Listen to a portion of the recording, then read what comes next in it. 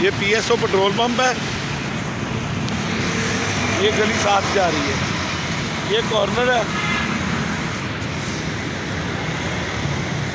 और इधर से 76 फुट का फ्रंट है।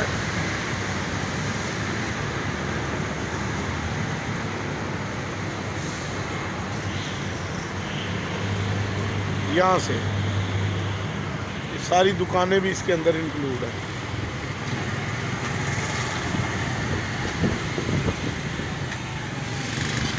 यहाँ तक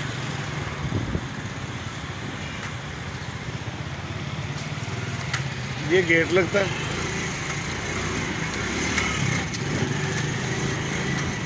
फिर ये दूसरी साइड से आपको दिखाते हैं। ये मेन रोड आ गया। ये सारी इसकी